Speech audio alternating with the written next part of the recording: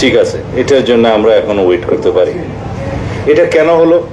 এটার জন্য কি শুধু এক্সিকিউটিভ তার ক্ষমতার লিপসার জন্য তাকে ব্যবহার করছে সেজন্য দায়ী? পুলিশ কি দায়ী না? একতরফা কি কোনোদিন কোনো পাপ হতে পারে? হতে পারে না। এই পুলিশকে বিনষ্ট করেছি আমরা যারাই পলিটিক্যাল গভর্নমেন্টে এসেছি ইতিহাসে, বাংলাদেশের স্বাধীনতার পরের থেকে। আমি তার আগের কথাগুলো বলবো না। সবাই আমরা পুলিশকে ব্যবহার করেছি রাজনৈতিক পলিটিক্যাল ওয়েপন হিসাবে, ক্ষমতা দীর্ঘায়িত করার জন্য, শক্তিশালী করার জন্য, বা পুনরায় ক্ষমতায় আসার জন্য করেছি। এতে কোনো অসত্য কিছু নেই, কম বেশি। কিন্তু পুলিশ ব্যবহৃত হয়েছে, এটাও সত্য। যারা, আমি দুই একজন অনেস্ট পুলিশ অফিসার পেয়েছিলাম আমার জীবনে, তাদের জীবনটা খুব করুণ হয়ে গিয়েছিল। কারণ তারা পুলিশ ডিপার্টমেন্টে অপান্তেয় হয়ে গেছিল, কোথাও টিকতে পারতো না। তা আপনি যদি রিক্রুটমেন্ট থেকে শুরু করে প্রমোশন পর্যন্ত সর্বত্র করাপশনের আশ্রয় নেবেন, সেই পুলিশকে দিয়ে আপনি কি আশা করতে পারেন? সেটাই হয়েছে জুলাই আগস্ট গণ অভ্যুত্থানে প্রকাশিত হয়েছে।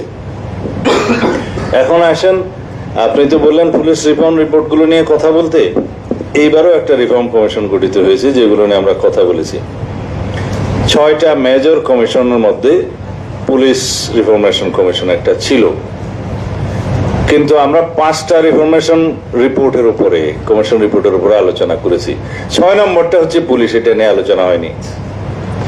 এবং এটার বইটা দেখলাম, আমি খুব পরে পেয়েছি, বইটা কষ্ট করে জোগাড় করতে হয়েছে।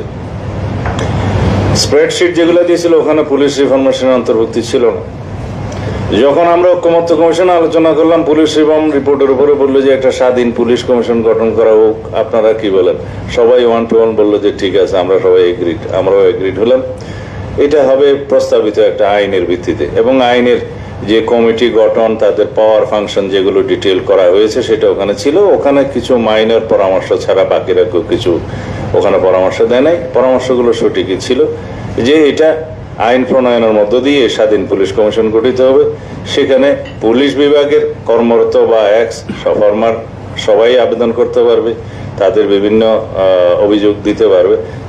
বেশিরভাগ থাকবে হলো জনগণ, যারা পুলিশ কর্তৃক বিভিন্নভাবে নির্যাতিত হয়েছে অথবা অনিয়ম শিকার হয়েছে, তাদের অভিযোগগুলো থাকবে, তদন্ত হবে, তারা রিকমেন্ড করবে। সেই রিকমেন্ডেশন রেসপেক্টিভ ডিপার্টমেন্টে গেলে ফর অ্যাকশন, সেগুলো মানতে বাধ্য হবে। এই একটা আইন আমরা লাস্টে বলেছি যে তাদের রিকমেন্ডেশন যেন ওই শুধুমাত্র রিকমেন্ডেশন হিসেবে না থাকে, সেটা যেন মানতে বাধ্য করা হয় ডিপার্টমেন্টগুলোকে। সেই আইনের মধ্যে সেই এনফোর্সমেন্টটা থাকবে।